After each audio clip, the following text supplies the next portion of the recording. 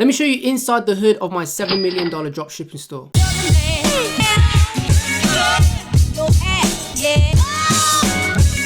What's poppin', people? It's your boy the Beast of Ecom, back with another video, dropping nothing but you already know, value bombs. So in today's video, what I'm going to do is I'm going to take you inside the hood of my $7 million dropshipping store.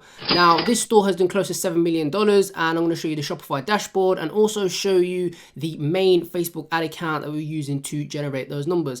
And what I want to explain is the strategy with this store and how it's changed over the years. Now, first and foremost, apologies for those who do watch my channel consistently. I know it's been a while since I dropped a video on YouTube. The reason for that is because throughout pretty much most of February, I spent more time out of the UK than I did inside the UK. I did a keynote in New York, and then the day I got back, I flew out to Africa. And then when I got back, I felt ill. It wasn't coronavirus, but I've recovered through that, and now I'm obviously dropping videos for you guys. Now, if you are new to the channel, make sure you do subscribe and drop the notification bell on so that you stay up to date with all of my latest content. I can pretty much guarantee that anyone watching this video, new subscriber or old subscriber or anyone, is going to get value from this video. So of course, make sure you do drop a like on this video as well. Doesn't cost you anything and you get tons of value from it. So let's quit the talking, let's jump straight into the video and show you this dropshipping store. So as you can see, this store has done close to $7 million in this time period. For some reason, the online store sessions isn't showing and the online conversion rate isn't showing,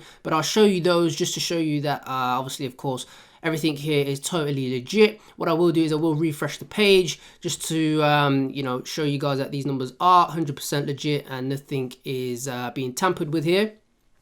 So let's just wait for that to reload. Hopefully it doesn't take all day. So as you can see there, $7 million, everything's exactly the same, okay? And just to show you the online sessions, okay, you can see here that there is the online sessions for that same defined period of time. Again, just for anyone who thinks that this is fake. And again, if we have a look at the conversion rate, you can see, even though this is a general store, okay, the conversion rate for this is over the periods of time, it's been around 4%, so 377, which is higher than average. Usually average is around about 2% for any kind of general store, but 3.77% is a good, you know, conversion rate for this store. So nevertheless, still very good, okay?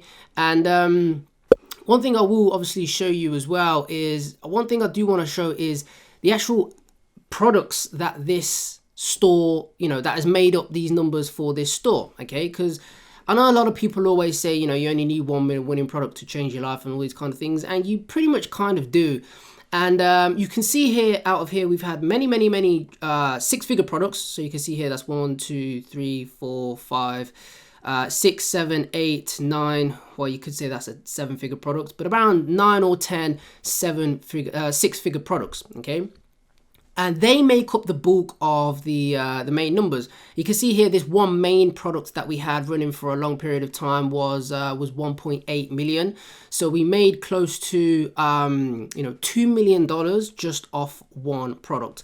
Now, anyone who says you know, obviously, of course, all of these numbers here, obviously, of course, isn't profit, it's revenue. Now, the profit margin on a roundabout store of these kind of numbers is around about 17 to 18% on this specific store.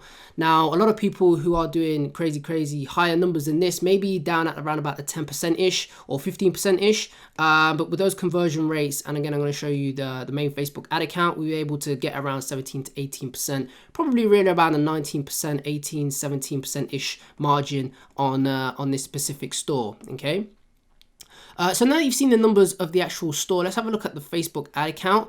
Now, this ad account, again, was the main one that we spent on. You can see here what I've done is obviously I've put campaign delivery any, and any campaign in this ad account which has had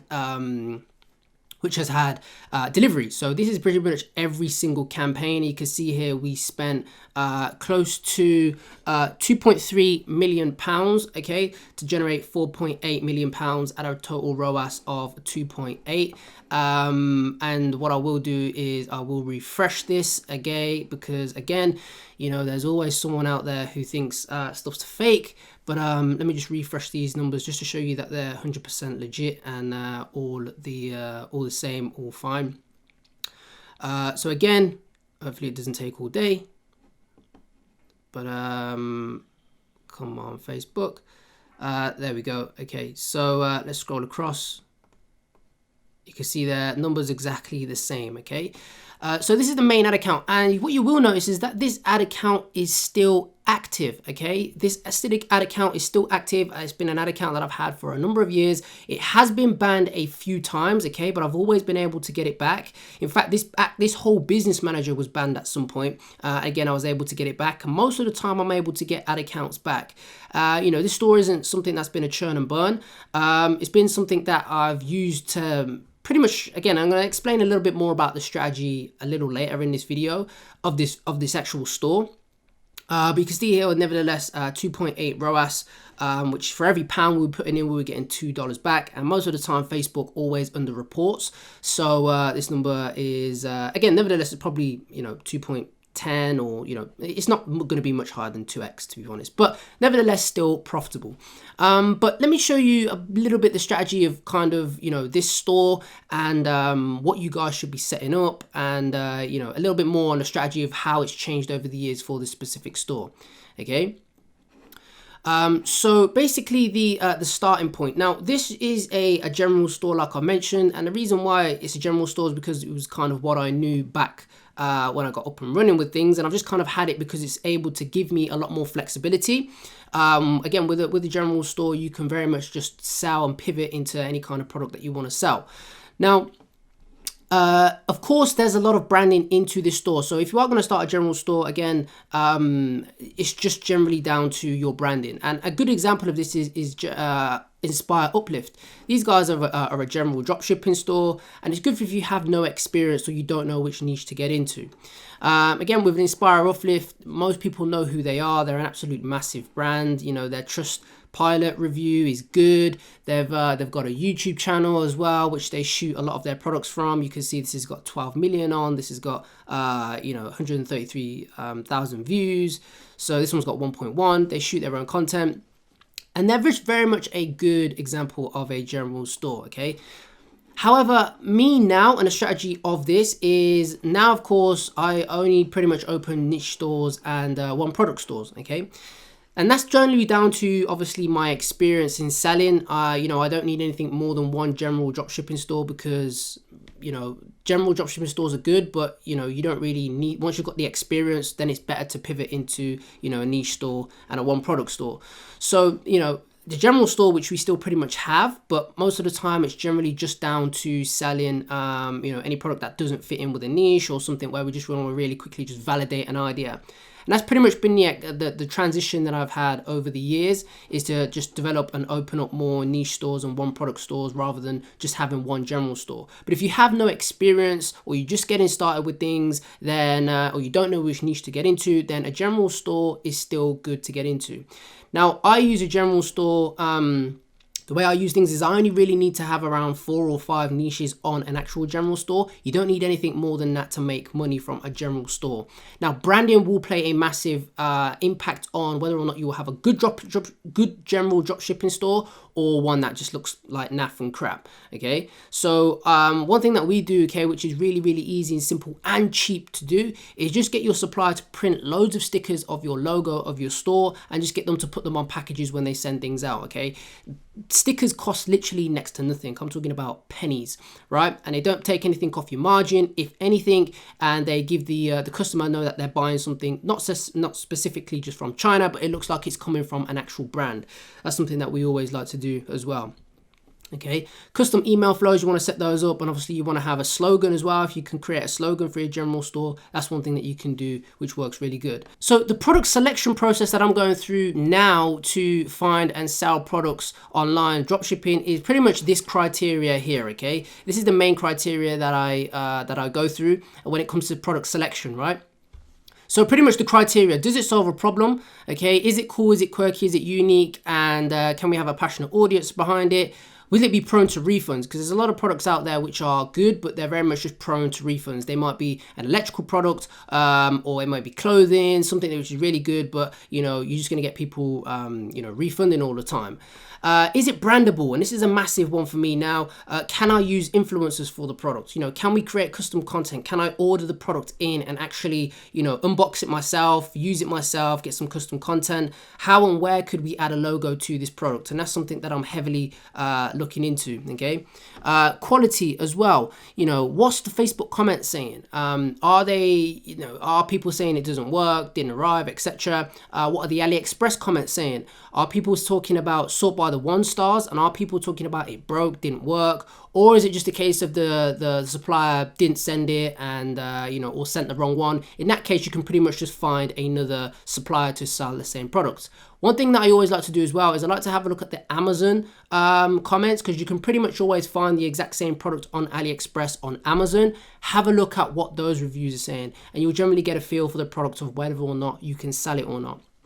One thing finally I always like to look at is the margins, okay? And this can rule out a hell of a lot of products. You know, what is the break-even ROAS? Can you make up the break-even ROAS? I personally like to look for products of around about, you know, 1.2. The lower, the better, of course, 1.2 to 1.7. Anything higher than that, it just means that your products, your adverts have to be really, really good to consistently kind of break even. So if you can have a break-even ROAS which is low, the better, of course. And can you make money, and can we scale with it? Because ultimately, when you scale, your CPA is going to increase, okay?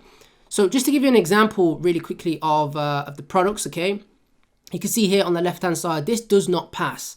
For me nowadays, now this would be something that you generally sell on a dropshipping store, like, you know, a few years ago, but going forward, it's not really something that I would very much entertain nowadays.